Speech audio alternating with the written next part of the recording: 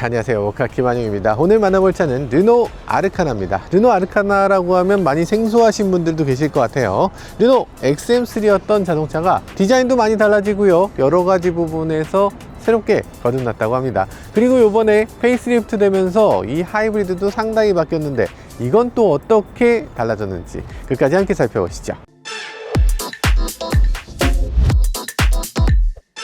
제일 많이 달라진 것은 역시나 엠블럼입니다. 엠블럼 디자인. 오, 그렇지, 이렇게 바뀌었어야지. 진작에 이랬어야 되지 않습니까? 굉장히 고급스럽게 바뀌었어요. 이게 뭐가 그렇게 고급스럽냐고? 기존에 있었던 XM3를 한번 보도록 하죠. 요런 느낌이었는데 이렇게 바뀌었습니다. 따단! 와, 완전히 멋있어졌잖아요. 이 DRL 같은 경우도 아씨 완전 잘 어울리네. 느낌 자체가 완전히 새롭잖아요. 저희 PD님이 마침 XM3 오너시기 때문에 지금 눈물을 흘리면서 촬영하고 계세요. 오, 이거 완전히 금색으로 수출형에만 있었던 건데 어떻게 보면 좀 오바라고 할 수도 있는데 은근히 잘 어울립니다. BMW XM 같은 경우에 그런 식으로 금색이 곳곳에 있잖아요. 이 차는 XM3라서 아르카나니까 이제 더 이상 XM하고 관계없죠. 그런데 어쨌든 이 금색이 굉장히 멋지게 보여지기도 하고요, 측면에도 금색이 과감하게 들어간 거, 이거 꽤 멋집니다. 여기도 이런 식으로 XM처럼 여기도 금색으로 할 수 있으면 참 좋을 것 같은데, 블랙 하이글로시를 적극적으로 사용한 거 꽤 마음에 들고요. 요즘 들어서는 크롬이 그냥 드러나는 것보다 이렇게 검정색 하이글로시를 처리하는 게 요즘 들어서 최신 자동차들의 트렌드 같은 느낌이더라고요. 굉장히 잘 만들었고, 이 부분도 보세요. 사이드미러도 예사롭지 않죠. 여기는 지금 반짝거리는 블랙으로 이렇게 만들어 놓고, 여기는 또 이렇게 매트한 블랙으로 이렇게 대비를 이뤄 놓고 있는데요, 굉장히 세련됐죠. 어떤 부분은 반짝거리는 검정, 어떤 부분은 빛나지 않는 검정으로 이 차의 고급감을 향상시켜주는 그런 효과가 있어요. 그리고 또 있습니다. 이 차의 반짝거리는 블랙은 이 뒤쪽에 테일램프 쪽에도 있어요. 그래서 테일램프 부분이 이렇게 가장자리가 블랙으로 잘 처리가 되어 있고요. 이 램프 자체도 투명한 것 같지만 요 많은 부분이 블랙이다 보니까 요 부분이 마치 검정색 플라스틱으로 감싸져 있는 것 같은 느낌을 주고 있어요. 차가 시동이 꺼졌을 때, 여기 램프가 꺼졌을 때는 이 부분 전체가 검정으로 보이는 걸 볼 수 있습니다. 그래서 이 차에는 곳곳에 검정과 금색과 하이글로시와 이런 것들이 적절하게 배합되면서 반짝반짝하게 예쁜 자동차로 보여지고 있네요.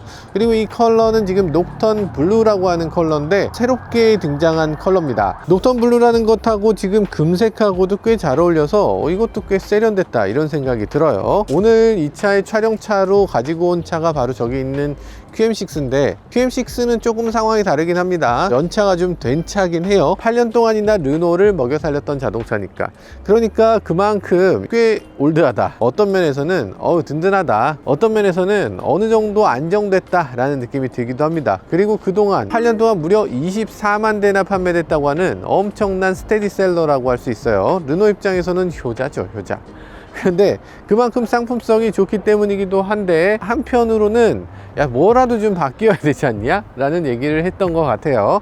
그래서인지 앞부분 그릴 이런 식으로 바뀌었습니다. 통일성이 생기고, 그리고 새로운 엠블럼이 훨씬 더 멋지다, 이 자동차를 훨씬 더 부각하는 그런 느낌을 제대로 자아내고 있어요. 지금 이 차의 디자인을 바꿨다는 게 아니라 르노 전체의 디자인을 통일성 있게 가져간다는 거. 어떤 차는 르노고 어떤 차는 르노 삼성이고 뒤죽박죽이란 느낌이 들었다면 이제 그 맏형이 돼서 싸워주는 그런 역할을 해주는 것 같아서 굉장히 반갑게 느껴지기도 하네요. 어쨌든 오늘 시승하는 차는 아르카나니까 아르카나를 조금 더 자세히 살펴보도록 하죠. 램프 근데 좀 더 선명하면 좋을 것 같은데. 낮에 봐서 그래요? 밤에 보면 괜찮다? 낮에도 보고 밤에도 봐야죠, 자동차라는 게. 요거 전동 없고요, 지금 수동으로 열리게 돼 있는데 그런 정도의 수납 공간을 보여줍니다. 이런 가방 같은 경우 지금 큰 배낭인데 8개는 들어가겠네요, 그죠? 열었을 때 아래쪽에 이렇게 수납 공간이 조금 더 있습니다. 그리고 아래쪽에 또 열 수 있어요. 또 열면 어떻게 되냐? 이렇게 또 있습니다. 어쨌든 뒷부분 디자인은 굉장히 예쁘죠. SUV인데도 불구하고 뒤쪽에 와이퍼가 별도로 없어요. 그렇다고 해서 뒷유리에 물이 들이치거나 하지 않습니다. 이 부분이 이렇게 생긴 게 사실상 세단 같은 디자인을 하고 있어요. 그래서 와류 같은 걸 이쪽에서 일어나게끔 만들어 놨습니다. 보통 SUV 같은 차를 타면 어때요? 뒷유리가 이렇게 서 있잖아. 이렇게 서 있으면 여기 와류가 이 전체가 와류가 됩니다. 근데 그렇지 않고 여기서부터 와류가 이렇게만 생기기 때문에 그만큼 공기역학에도 도움이 되고요. SUV 같으면 이렇게 유리 전체에 물이 와서 이렇게 달라붙게 되는데 그런 것들 없이 여기 물이 달라붙지 않는 걸 볼 수 있어요. 그래서 비가 오더라도 와이퍼가 필요가 없는 그런 디자인입니다. 기존에 있었던 XM3 디자인도 저는 굉장히 좋아했거든요. 길 가다가 지금도 보면 와, 저렇게 예쁜 차를 저렇게 싸게 팔아도 되나? 이런 느낌이 드는 그런 자동차인데, 근데 한 가지 마음에 안 드는 구석이 있었습니다. 뭐냐면 뒤쪽이 들려있는 느낌이야. 약간 이 부분이 비어있는 느낌이 들었어요, XM3 같은 경우. 근데 지금 아르카나는 그렇지 않습니다. 웬일인지 어떤 이유인지 모르겠는데 이 부분이 들려있지가 않아요. 딱 밸런스가 맞아. 그렇지 않아요? 이상하다. 왜 들려 보이지가 않지? 정확한 이유는 잘 모르겠습니다. 이 휠하우스 안쪽을 커버를 덧대서 그런가? 이 안쪽에 원래 바디 컬러가 보였던 것 같거든요. 근데 안쪽을 바디 컬러가 보이지 않도록 덧대면서 좀 비어 보이지 않도록 하는 그런 효과를 주고 있는 것 같아요. 이제는 좀 당당해 보인다. 그리고 밸런스도 맞고 좀 안정적으로 보인다는 생각이 들어요. 착 가라앉은 느낌. 그렇게 보이죠? 제 눈엔 똑같습니다. 아, 이제는 구형이 되신 XM3 오너께서 기존과 똑같지 않냐? 네, 그렇게 주장하고 계시네요. 어쨌든 기본적으로 예쁜 자동차다 보니까 업그레이드된 모습도 확실히 좋아 보이기도 합니다. 그리고 원래부터 신경을 많이 쓴 자동차예요. 여기에 이렇게 공기흡입구 같은 것들을 굉장히 적극적으로 사용해서, 여기서 보이잖아요, 이렇게. 르노 하면 F1에 참전하는 브랜드다 보니까 그만큼 에어로다이내믹 같은 것도 중시하고 있고 엔진 기술이라든지 이런 것들도 적극적으로 활용하고 있는 걸 볼 수 있어요. 알카나가 되니까 진짜 멋있어졌구나 라고 생각하실 겁니다. 그런데 그렇지가 않아요. 사실은 원래부터 예뻤어. 원래부터 예뻤던 차입니다. 보세요, 이 스티치. 와, 이런 정도의 퀄리티의 스티치. 와, 배지와 이 혼 커버 디자인은 바뀌었습니다. 곳곳에서 금색을 마주하게 되는데 이런 것들도 굉장히 고급스럽게 잘 만들어져 있습니다. 원래부터 예뻤다니까요. 예전에 우리 장진택 선배를 문짝 장인이라고들 얘기하지 않았습니까? 그때 문짝 장인이라고 얘기했던 가장 큰 이유 중에 하나는 요거예요. 이 르노는 그 옛날부터 문짝을 이렇게 만들었어요. 한 덩어리입니다. 용접 부분이 없잖아요. 잘라서 붙이고 한 게 아니라 그냥 한 번에 만드는 거. 요게 좋은 문짝이고요. 잘 만든 문짝입니다. 물이 새거나 소음이 생기거나 이런 것들을 크게 막아줄 수 있는 방식이에요. 현대기아도 이런 식으로 많이 바뀌고 있는데, 근데 르노는 애초에 이렇게 만들었다는 거죠. 확실히 르노가 이런 것들에 대해선 앞서갔다라는 걸 알 수 있습니다. 르노 삼성이라고 하면 비인기 브랜드 같은 느낌이 있었잖아요. 근데 르노 브랜드가 붙고 보니까 전 세계에서 가장 많이 파는 브랜드 자동차네? 라는 생각이 들어서 이제는 물량에서도 거의 현대기아하고 대등한 정도의 판매를 거두는 그런 자동차 회사다 라는 생각이 들기도 해요. 실제로도 전 세계에서 가장 많이 팔리는 브랜드 토요타, 폭스바겐, 현대, 르노입니다. 현대하고 계속 엎치락뒤치락 하면서 싸우는 그런 브랜드이기도 해요. 그래서 지금 르노 같은 경우는 많은 분들이 잘 모르고 계시겠지만 프랑스에서 대표적인 기업입니다. 1위 기업이기도 하죠. 그리고 무려 125년 전통을 갖고 있습니다. 그때 이미 자동차를 만들었다니까요. 이렇게 생긴 차였습니다. 벤츠 페이턴트 바겐 나오고 얼마 되지도 않아서 르노가 시작된 거죠. 그러니까 사실 알고 계시는 분들 계시겠지만 칼 벤츠가 자동차를 처음 만들었다고 돼 있잖아요. 그런데 칼 벤츠는 자동차를 만들었고 자동차를 처음으로 판 건 프랑스입니다. 독일이 아니에요. 그래서 자동차를 정말 상업적으로 성공시킨 건 프랑스입니다. 그러다 보니까 르노가 그렇게까지 잘 될 수 있었던 거죠. 아르카나 같은 자동차를 포함해서 B 세그먼트라고 우리가 얘기하는 이 소형 자동차 아니면 준중형 자동차들이 르노가 워낙 강한데, 특히 소형에 있어서는 유럽에서 가장 많이 팔리는 차가 클리오, 메간 이런 자동차가 유럽에서 엄청난 판매고를 올렸던 거죠. 자, 시승인데 제가 너무 엉뚱한 얘기한 것 같고요. 죄송합니다. 뒷좌석으로 넘어가서 뒷좌석은 어떻게 생겼는지 살펴보도록 하죠. 오, 아담해. 작은데? 라고 생각하지만 그런데 들어보면 조금 놀랄만한 일도 있습니다. 뭐냐면 닿는 데가 없어. 일단 머리 부분이 절대 닿지 않아요. 어떻게 아무리 올려도 닿지 않습니다. 무릎 공간도 기가 막히게 넉넉해. 기가 막히게 주먹이 남고요. 그리고 발은 이 밑으로 기가 막히게 들어갑니다. 이렇게 쑥 들어가요. 여유가 있어요. 뭐 하나 불편하다고 느껴지는 부분이 없습니다. 다 괜찮아. 이게 르노의 힘이에요. 르노는 워낙 작은 차를 많이 만들었다 보니까 이 실내에 들어왔을 때, 특히 뒷좌석에 앉았을 때 공간이 좁지 않도록 어떤 부분도 불편함이 없도록 만드는 걸 가장 최우선으로 만들었습니다. 외관을 그 다음에 설계하게 되는 거죠. 이 철학은 계속 이어져서 르노의 가장 작은 차 트윙고 같은 경우에도 뒷좌석에 앉아보면 생각보다 넉넉해서 깜짝 놀라죠. 그런데 물론 이 차가 고급 럭셔리 자동차는 아니죠. 그러다 보니까 시트에 앉았을 때 등받이가 푹신하다거나 이렇진 않아요. 옛날에 있었던 사이팩 의자, 책상 의자에 앉은 것처럼 단단하게 몸을 지탱해주는 그런 느낌입니다. 꼿꼿하게 이렇게 앉아 있게 돼요. 그리고 여기서 보면은 팔걸이 같은 것도 제대로 만들어져는 있고요. 컵홀더 2개 이렇게 있습니다. 근데 컵홀더는 컵을 잡아줄 수 있는 형태는 아니어서 높은 음료를 뚜껑 없이 넣으면 넘어질 가능성이 있어 보입니다. 자, 그리고 공조장치 같은 경우 이런 식으로 에어벤트가 별도로 마련되어 있고요. 소형 SUV는 뒷좌석에 에어벤트 없는 경우가 많은데 이 차는 제대로 만들어져 있습니다. 열선도 있고요. USB도 2개가 있죠. 자, 뒷좌석은 어쨌든 이 정도 그래도 불편하지 않다라는 걸 느낄 수가 있고요. 자, 앞좌석으로 넘어가서 조금 더 살펴보도록 하죠. 애플 카플레이. 아, 좋네요. 아일릿 되게 좋잖아. 아일릿 너무 좋고 모카도 되게 예쁜 것 같아요. 그렇지 않습니까? 아니, 어린 친구들이 이렇게 열심히 하고 있는데 자꾸 어른들의 싸움에 갖다 붙이지 않았으면 좋겠어요. 왜 자기들 싸우는데 애들 이름을 갖다가 언급을 하고 뭐 이러쿵저러쿵 합니까? 자기들끼리 잘 싸울 일이지. 아니, 좀 이해가 안 되네. 그런 생각이 들고요. 그리고 지금 오디오 품질은 원래 잘했던 것 같은데 이번 보스가 조금 베이스를 너무 강조한 것 같은 느낌이 있어서 음색 설정에서 저음을 한 -5 정도 하면 괜찮겠다 싶은 소리가 나거든요.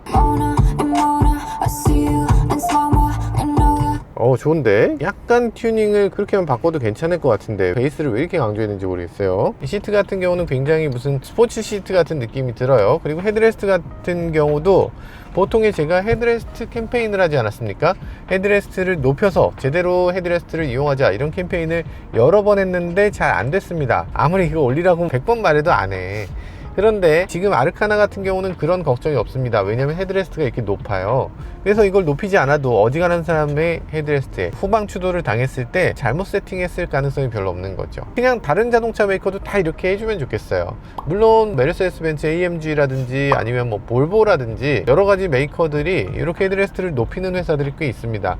이렇게 하면 비용은 더 들겠죠. 그럼에도 안전을 위해서 큰 도움이 되니까 이런 식으로 만든 것 같고요. 그래도 거기서도 또 어느 정도 높일 수 있는데 상체가 정말 기신 분들, 키가 크신 분들은 이렇게 헤드레스트를 그 와중에도 좀 더 높여서 이 헤드레스트 중앙에 머리가 부딪히도록 이렇게 해주시면 좋을 것 같습니다. 어쨌든 안전을 위해서 여러 가지로 신경을 많이 썼다라는 걸 느낄 수 있네요. 수납 공간 같은 경우는 아시겠지만 굉장히 넓은 수납 공간을 갖추고 있어서요. 많은 짐을 넣을 수가 있고요. 그리고 이걸 펼친 상태로도 어느 정도 긴 짐을 놓을 수 있도록 만들어져 있습니다. 예를 들면 이렇게 놓을 수 있어요. 은근히 여기 이렇게 놓고 다닐 수 있다니까. 많은 짐이 있어도 쏟아지지 않게끔 양쪽으로 이렇게 감싸 놓은 거죠. 꼼꼼하게 잘 만들었다 라는 생각이 들기도 하고요. 자, 음성인식이 있는데요. 한번 사용해 보면요. 음성인식 버튼을 누르면 내비게이션 김한용의 모카로 가자. 주소를 인식하지 못했습니다. 언주로 134길사. 도시명을 말하거나 언주로 134길사. 음성인식 버튼을 누르십시오. 음성인식이 미쳤어요. 뭔가 잘 안 됩니다. 왜 이렇게 됐지? QM6 같은 경우는 전체를 똑 떼서 T맵한테 다 넘겼거든요. 저는 QM6의 이 부분이 되게 좋은 것 같아요. 요거 되게 좋잖아요. 이거 유튜브도 되고. 장원영 컴백했군요. 그리고 음악, 노래방 이런 것들 됩니다. 헤어지자고 말하려 오늘 마주친 눈동자. 좋네. 좋군요. 여러 가지 기능이 있고요. 뉴스리더도 있고요. 일본 도치기 현에서 일본인 부부 시신을 훼손한 혐의로 한국인 용의자가 체포됐습니다. 아이고. 네, 아무튼 그렇다고 합니다. 네, 이런 것들이 되는데요. 아리야, 김한용 모카로 가자. 그렇게 돼요. 몇 번째 장소로 갈까요? 첫 번째로 가야지. 당연한 걸 물어보냐 라고 잘 알아듣지 못했어요. 화면에서 선택해주세요. 네. 아리야, 농담 좀 해봐. 얼음이 죽으면 뭐라고 할까요? 정답은 다이빙입니다.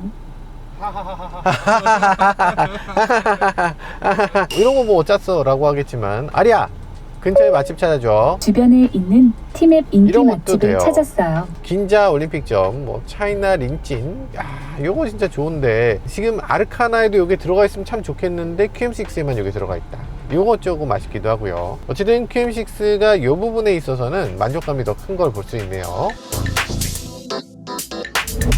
그래서 티맵이 굉장히 잘해줬습니다. 근데 그걸 잘해주고 나니까 르노 자체 내비게이션은 그렇게까지 잘할 필요가 있나? 라는 생각을 하는 것 같아요. 음성인식이라든지 티맵에서 할 수 있는 아리아 라든지 그런 것들은 전혀 지원이 안 되는데 이 맵 자체가 티맵이기 때문에 이런 건 됩니다. 키만용의 모카라고 나오잖아요. 그래서 이렇게 입력하면 1341 제대로 나와요. 안 되는 게 아니거든요. 게다가 지금 티맵이니까 가장 덜 막히는 길로 정확하게 안내해 줍니다. 그래서 이거면 좋은데, 여러분들이 만약에 음성인식을 자주 쓰시는 분이라면 이건 좀 불편하게 느낄 수 있겠지만 음성인식은 난 전혀 쓰지 않는다 라는 분들은 그래도 티맵이 더 낫지 라고 생각하실 수도 있을 것 같아요. 자, 어쨌든 티맵으로 사용할 수 있게 만들어져 있고요. 그리고 다른 음악을 듣는다거나 이런 상황에서 이런 식으로 위에 다이나믹 아일랜드처럼 위쪽에 이렇게 내비게이션 화면이 그대로 나타납니다. 누르면 바로 내비게이션 화면으로 넘어가게 돼 있어요. 애플이 이걸 따라했죠. 르노가 먼저입니다. 이 인터페이스는 굉장히 똑똑하고 잘 만들어져 있습니다. 아주 작은 상태에서 턴 바이 턴으로 위치를 알려주니까 내비게이션 화면으로 이것보다 잘 전환할 수 있는 방법은 없는 것 같아요. 정말 전환 잘 되도록 만들었고, 이 인터페이스 자체는 되게 좋은데 이게 조금만 업그레이드 돼 있으면 정말 좋을 것 같은데, 전기차 세닉이라든지 이런 차에서 이 다음 버전을 빨리 좀 봤으면 좋겠다는 생각이 드네요. 어쨌든 지금 이 상태로도 나쁘진 않습니다. 그런데 요거 아주 작지만 그 의미 있는 변화라는 생각이 들어요. 요거 한번 보시면요, 작은 스티커가 하나 있습니다. 이 스티커 뭐냐, QRescue라고 하는 거예요. 라임 써네. QRescue라는 건 뭐냐면 카메라로 요걸 찍으면 QR코드가 바로 딱 떠서 홈페이지로 넘어갑니다. 어떤 홈페이지가 되냐면, 만약에 사람을 구출할 때 어떻게 구출해야 되는가에 대한 그런 정보를 주는 거예요. 예를 들어서 소방서 같은 경우는 유압식 가위, 거대한 유압식 가위를 가지고 자동차를 절개하는 경우가 있습니다. 근데 이게 모든 철을 다 절개할 수 있는 건 아니에요. 1000메가파스칼 이상의 철제는 잘라지지가 않습니다. 잘 잘라지지 않는 그런 부분을 피해서 잘라야 되는데, 요즘 들어서 자동차가 점점 인장 강도가 높은 그런 철을 사용하다 보니까 이런 A필러 같은 걸 자르려고 보면 안 잘라지는 경우가 많아요. 특히 르노 같은 경우에 안전을 위해서 기가파스칼의 철을 많이 두르게 되니까 여기 밑에 요 B필러 아래 여길 잘라야 돼, 이런 식으로 잘라야 되는 부분을 얘기를 해주는 거죠. 평소에는 그냥 문 열면 되잖아요. 아니, 문 열면 되는데 자동차가 어떤 사고가 날지 모르니까 정말 엄청난 사고가 나서 사람을 꺼낼 수 없는 극한의 상황에서도 자동차를 어떻게 뜯어서 사람을 구출해내라 라는 정보를 여기다 담고 있는 거예요. 전기차 시대가 됐을 땐 더 그렇죠. 최근 들어서 자동차들 상당수가 이 도어 손잡이가 없어져서 도어 손잡이를 어떻게 열어야 되는지 몰라서 사람을 구출해내지 못하는 경우도 있으니까, 그런 상황을 대비하기 위해서 이런 식의 레스큐 코드 같은 거, 이런 거 르노가 시작을 했고요. 다른 메이커들도 요거는 좀 도입해 줄 필요가 있어 보입니다.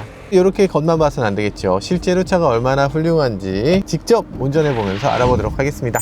자, 벨지안 로드를 가보도록 하겠습니다. 잘 만들었네요. 이 서스펜션 튜닝을 잘해요. 독일 브랜드보다 프랑스 브랜드가 잘하는 부분이 있습니다. 독일 브랜드는 아우토반을 기반으로 해서 세팅을 하는 게 일상적이에요. 그런데 프랑스 도로 같은 경우는 독일 아우토반만큼 훌륭하진 않죠. 그러다 보니까 약간 더 꼬불꼬불한 길에서 잘 달릴 수 있도록 조금 더 스트로크를 길게 가져가는 게 일반적이기도 합니다. 넘어보도록 하겠습니다. 과속 방지 턱!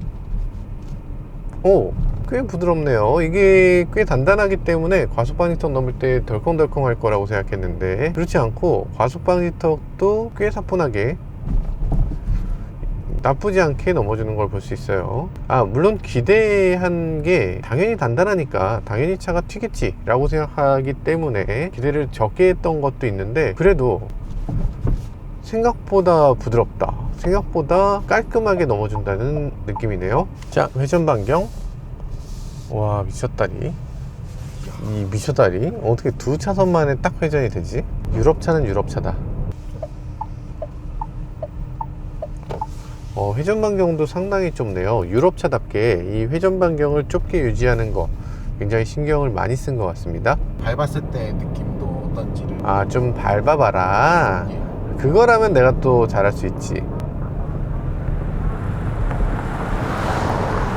엔진 시동이 걸리지 않고 전기 모터만으로 고속으로까지 갈 수 있는 거, 이게 대단했던 것 같아요. 핸들이 작으니까 핸들링 느낌도 되게 좋네요. 차가 이렇게 움직여질 때 단단한 느낌이 들어요. 확실히 르노라는 메이커는 이런 게 기본입니다. 그러니까 어느 정도 이상 차가 달려주는 거, 그리고 핸들링 특성도 어느 정도 이상 좋은 거, 이런 것들을 르노가 정말 잘하고 있어요. 많은 분들이 독일 자동차가 레이스에서 굉장히 우수한 성과를 낼 것이다, 독일 자동차가 잘 달릴 것이다, 이렇게 막연히 생각하는데 사실은 꼭 그렇지만은 않습니다. WRC 레이스를 보면 독일 자동차, 폭스바겐도 물론 잘하고 있지만 프랑스 메이커들이 상당히 잘해요. 푸조라든지 르노라든지 이런 메이커들이 레이서에서 굉장히 두각을 드러냅니다. 다른 프랑스 메이커들도 만만치 않지만 르노는 F1 레이스에 직접 출전하는 F1 기술을 가진 회사예요. 그만큼 레이스에 자신이 있다는 거고, 그렇게 할 수 있는 이유는 프랑스 사람들이 그만큼 모터스포츠에 관심이 많고 달리는 것에 대해서 그만큼 열망을 갖고 있다는 거예요. 그래서 여기 들어간 하이브리드 기술도 F1의 기술에서 이어받았다, 이런 얘기를 내세우고 있고요. 실제로 이 차를 주행해보면 이 차의 다이나믹함이라든지 가속 감속 느낌이라든지 이런 것들은 이건 모터스포츠로 갈고 닦은 그런 느낌이 있겠구나, 모터스포츠를 좋아하는 사람들이니까 이렇게 차를 만들었겠구나 라는 느낌을 느끼게끔 그렇게 만들어져 있습니다. 굉장히 경쾌하고 단단하고 빠릿빠릿한 느낌을 주는 게 이 아르카나의 특징이라고 할 수 있어요. 계기판 지금 굉장히 첨단 느낌도 나고 굉장히 프랑스적인 느낌이 납니다. 파랑, 하양, 빨강, 약간 그런 느낌이잖아요. 이 차 프랑스 차구나라는 걸 느끼게끔 하는, 노린 건가? 전 요게 되게 좋은데, 여기 보면 EV라고 해서 항상 여기 EV 상태를 보여줍니다. 이거 좋죠? 엔진이 언제 시동에 걸리는지, 언제 바퀴가 도는지, 이런 것들, 지금 배터리가 충전되고 있는지 방전되고 있는지, 이런 것들을 실시간으로 보여줘야죠. 그리고 주행 연비 같은 경우는 이렇게 메뉴를 눌러서 선택하게 돼 있는데, 연비 숫자를 어쨌든 난 계속 보고 싶다 라고 하면 이렇게 띄워놓을 수 있어요. 하이브리드를 어떻게 만들어야 되는지를 알려주는 것 같아요. 여기에 좀 아쉬운 점이 있다면 연비의 최고치를 지금 40으로 해놨어요. 금방 넘을 것 같거든요. 40 넘을 것 같은데 한 50은 돼 있어야 될 것 같다. 연비 숫자가 이렇게 있는데 이걸 또 리셋을 한번 해볼까요? 출발해 보도록 하겠습니다. 연비는 지금 99.9, 순간 연비로 99.9가 나오고 있는데, 이거는 시동이 걸리지 않았으니까. 지금 이렇게 달리는데도 시동이 안 걸려. 시동이 계속 안 걸립니다. 저기 전기차세요? 왜 시동을 안 거시죠? 전기 모터 노안으로 그냥 갑니다. 그리고 왜 이렇게 잘 나가지? 신기합니다. 신기해요. 저희가 하이브리드를 처음 타는 게 아니잖아요. 산타페 하이브리드 타는데, 산타페 하이브리드는 출발할 때 조금 모터가 도는가 싶다가 결국에는 엔진이 그냥 개입해요. 밟나 하면 벌써 개입돼 있어요. 근데 이 차는 어떻게 된 건지 엔진이 개입을 안 합니다. 연비는 24.25? 이게 평균 연비거든요. 26? 일단 배터리량이 너무 높은 상황이에요. 지금 배터리가 많이 충전되어 있는 상태이기도 하고, 그래도 너무 높은데? 28.2? 에어컨도 지금 충분히 틀어놨거든요. 약간 춥다 싶을 정도로 틀었는데 22 이렇게 간다. 시동이 걸렸습니다. 시동이 걸리는 순간 연비가 툭툭툭 떨어지는 걸 볼 수 있군요. 확실히 시동이 걸리지 않도록 운전하는 게 되게 중요하네요. 막히는 길에 도달했는데요. 이렇게 막히는 길에서 하이브리드의 장점은 더욱더 부각됩니다. 여기서 앞으로 가야 되잖아요. 갈 때 이렇게 가. 시동 안 걸리죠. 그러니까 공짜로 가는 거예요. 어차피 마음은 힘들어. 어차피 운전할 땐 힘들겠지만 그럼에도 기름값 때문에 맘상하는 일은 그래도 없을 것 같습니다. 연비가 또 25가 넘었어요. 이게 정상인가? 다른 사람들도 다 이 정도 하나? 막히니까 밟을 수도 없잖아요. 연비 나쁘게 운전하려고 해도 지금 조금 방심하면 연비가 25를 그냥 넘어가 버려요. 연비가 자꾸 올라가. 이 차의 공인 연비는요 17km/L 수준이에요. 근데 지금 그에 비해서 너무 우수하잖아. 하이브리드를 선택했을 때 여러 가지 장점이 있는데, 아마도 장거리 갈 때 연비가 좀 떨어질 수 있을 것 같고, 중단거리 그리고 시내 막히는 길, 이런 식의 믹스가 있으면 그러면 연비가 정말 극단적으로 높아지는 자동차로 보입니다. 이제 똑같은 차 타고 있잖아요 지금. 자기는 또 똑같은 차래 또. 옆에서 저희 PD님이 자기가 똑같은 차 탄다고 그러시는데, 이 차의 배지를 바꾸고 굳이 그걸 아르카나라고 써서 다녔어요. 그거 왜 그러셨어요? 태풍 로고 너무 깨가지고. 로장주가 훨씬 멋있다. 네. 그래서 생각해보면 이렇게 생겼던 차가 이렇게 훨씬 멋있네. 훨씬 멋있네요, 로장주 마크가. 그리고 하이브리드 완전 좋구만. 뭔 멈춰 있을 때 진동이 전혀 없죠. 이게 되게 좋은 것 같아요. 사실 예전 같으면 하이브리드에서 멈춰서면 에어컨이 약해지는 하이브리드가 꽤 있었습니다. 근데 이제는 멈춰서도 뭐 에어컨이라든지 히터라든지 오디오라든지 이런 것들 그냥 잘 작동되고, 멈췄을 때 하이브리드의 진가가 여실히 드러나기 때문에 이런 것들의 효과를 잘 누릴 수 있게 되는 것 같아요. 이코 모드를 그동안 사용 안 했는데 이코 모드로 바꿨습니다. 아, 이코 모드로 바꾸면 계기판이 또 이렇게 바뀌는군요. 야, 너 연비 주행해야지 라는 식으로 기름을 얼마나 쓴다, 이런 내용에 대해서 적극적으로 보여주는 계기판으로 바뀌어요. 이렇게 해주는 센스를 가리켜서 마이센스라고 합니다. 마이센스라고 해서 이렇게 선택할 수 있도록 해놓은 거, 이거 똑똑하죠. 차지 같은 경우 이런 식으로 차지가 더 되면 꺾여서 더 올라가는 거, 요거 되게 재밌네요. 충전을 극대화 시켜봐라 챌린지를 제공해 주는 거예요. 요걸 이렇게 해서 여기까지 한번 올라가 봐, 충전 많이 한번 해봐. 파워를 낼 때도 여기서는 너무 많이 내는 걸걸? 뭐 이런 느낌으로 꺾어지는 부분을 만들어 주는 게 뭔가 도전 과제처럼 그렇게 느껴지기도 하네요. 근데 이코 모드 들어왔는데 시동을 자기가 걸었습니다. 배터리가 반 이하가 되니까 자기 혼자 시동을 걸기도 하네요. 연비 떨어져. 오, 연비 떨어지는 거 봐. 이세이브라는 버튼이 있다. 이세이브라는 게 뭐냐면 에너지를 절약해 준다는 뜻이 아니고 에너지를 저장해 준다, 이런 뜻이라니까 이세이브 하면 연료를 더 많이 쓰게 됩니다. 그것도 엄청나게 많이 쓰게 돼요. 그럼 이세이브 기능은 왜 필요하냐? 배터리를 완전히 채워놓고 그 배터리 가지고 뭔가 해야 될 때가 있습니다. 예를 들면 집에 들어갈 때 안에 몰래 살금살금 집에 들어가야 돼. 그런 경우 있을 수 있지 없나? 그리고 어린이 보호구역 같은 데서 뒤에 어린이들 있는데 거기서 시동 걸면 좀 폐가 되잖아요. 그런 경우에 미리 배터리를 좀 충전해 놓고 전기 모드로 가야 된다 라고 생각하는 분들에게 그렇게 EV 모드로만 갈 수 있도록 미리 배터리를 채워놓는 기능입니다. 현대기아에서도 그린존이라는 기능이 있는데 그거는 조금 다르긴 해요. 그러니까 요거는 사실 사전에 하는 거고, 그린존은 EV 모드를 적극적으로 쓴다, 그 상황에 하는 거라서 약간 좀 다르긴 합니다. EV 모드라는 것도 별도로 있어서 EV 모드 버튼을 누르게 되면 전기 모터만을 이용하는 걸 더욱더 강화하도록 돼 있어요. 가속 페달을 어지간히 밟아도 시동이 걸리지 않는 거죠. 켜고 한번 주행해 볼게요. 자, 켰습니다. 시동이 걸린 건지 안 걸린 건지 모르겠어. 안 걸린 거죠? 한번 세게 밟아 볼게요. 얼만큼 밟아도 깨어나지 않나. 안 깨어나. 깨어났어요. EV 모드가 꺼졌습니다. 지금 배터리가 너무 적기 때문에 EV 모드로 주행 불가라고 하면서 꺼버렸습니다. 배터리가 지금 3분의 1 정도로 떨어졌었거든요. 3분의 1 이하가 되면 EV 모드로 들어갈 수가 없네요. 그러니까 이런 경우에 미리 eSave를 해놓고 배터리를 충분히 채운 다음에 EV 모드를 사용하게 되면 어디를 가든지 전기차 모드로 갈 수 있게 되는 그런 기능을 제공해 준다는 거죠. 사실 뭐 우리나라에서는 전기차 모드로 갈 일이 뭐가 있어 라고 생각되는데, 프랑스에서는 이 기능이 굉장히 중요합니다. 왜냐하면 제로 에미션 존 ZEZ라고 해서 파리 한복판이라든지 이런 데는 전기차는 들어갈 수 있는데 가솔린 차는 들어갈 수 없는 그런 구역도 있습니다. 그렇기 때문에 이런 기능들이 점점 더 아이디어로 제공되고 있는 것 같아요. 이 연비는 하여간 미쳤네요. 요즘 같은 고유가 시대에 40 그냥 넘어가잖아. 연비가 자꾸 올라가요.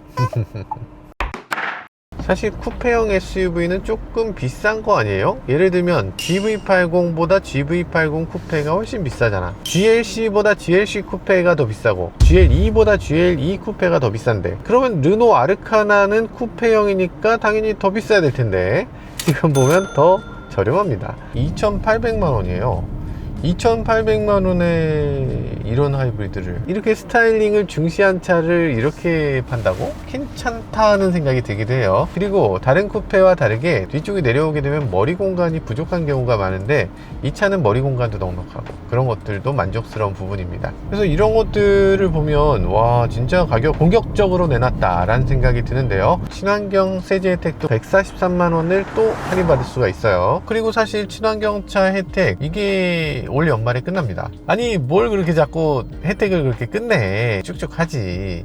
그래서 올 연말에 끝나기 때문에 이 143만 원 받으시려면 올해 안에 구입하셔야 된다. 어쨌든 소비자 입장에서 그래도 좀 합리적인 가격이다 라는 생각이 들긴 합니다. 7월 이후에는 조금 생각해 보셔야 될 것 같고, 그래서 구입 가격을 놓고 보면요, 아르카나 같은 경우는 취등록세 할인이 돼서 3,102만원, 니로 하이브리드 같은 경우는 3,376만원, 코나 하이브리드 같은 경우는 3,495만원 요 정도가 됩니다. 그러니까 우리나라 SUV 하이브리드 중에서 가장 저렴하고 가장 혜택을 많이 받는 차예요. 갑자기 이 정도면 너무 착한데? 라는 생각이 들죠. 하이브리드 사려면 지금이 기회다. 뭐 그럴 수 있죠. 그럴 수 있습니다. 그리고 올 연말에는 차가 한 대 더 나오죠. 오로라 1이라고 하는 차가 나오는데, 이 오로라 1에도 하이브리드 파워트레인이 들어가요. 물론 여기 들어가는 파워트레인이 아닐 것 같지만, 그럼에도 이 하이브리드 세팅을 보면 아마도 오로라 1도 파워트레인 세팅만큼은 훌륭하지 않을까, 그렇게 기대를 해보게 되네요. 네, 이렇게 르노 아르카나 간단히 시승해 봤는데요. 사실은 뭐 엄청나게 많은 부분이 바뀌었다는 건 아니에요. 그런데 기존에 정말 훌륭했던 자동차라는 걸 다시금 발견하는 그런 시승이었습니다. 물론 최근 들어서 하이브리드 인기가 하늘을 치솟고 있죠. 이런 상황에서 좋은 하이브리드는 무엇인가? 성능이나 이 기능이나 이런 것들은 물론이고, 가격에서도 훌륭한 가격대를 보여주는, 그 정답을 보여주는 자동차가 아니었나 라는 생각이 들었습니다. 사실 기존까지 브랜드 이미지가 좀 안 좋았죠. 르노 삼성이라는 이런 브랜드 이미지 이제는 싹 씻어내고, 르노라는 거대한 이미지, 훨씬 더 깔끔하고 멋진 이미지로 바뀌었다고 하니까 앞으로 또 얼마나 멋진 모습을 보여주게 될지, 그런 것도 기대가 되는 대목이었습니다. 지금까지 저는 모카 김한용이었습니다. 감사합니다.